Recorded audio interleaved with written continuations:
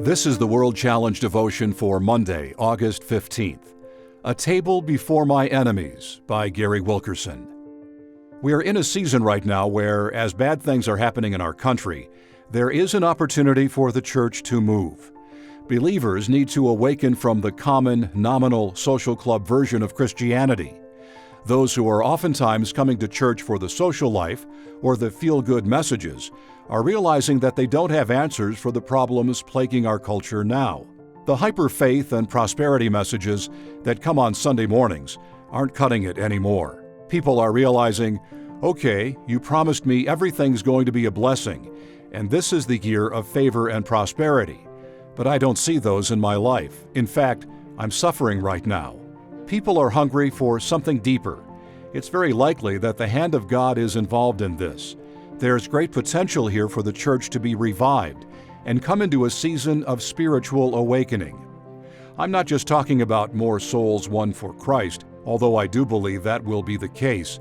I'm talking about more depth in existing believers as well. In the season right now, when people are looking for answers, I'm afraid the answers often end up being, don't fear, or you're going to be okay, or God's with you. What if, instead, the church began to go a little deeper?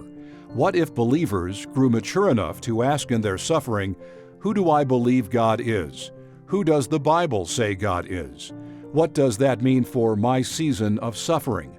There's a purpose for the valley of the shadow of death. There's a purpose for the table being set before me in the presence of my enemies. We didn't set that table, God set it. So there's a purpose for our enemies. There's a purpose for suffering. This is when we discover the significance in Paul's words. More than that, we rejoice in our sufferings, knowing that suffering produces endurance, and endurance produces character, and character produces hope, and hope does not put us to shame, because God's love has been poured into our hearts through the Holy Spirit, who has been given to us. Romans 5, verses 3 through 5.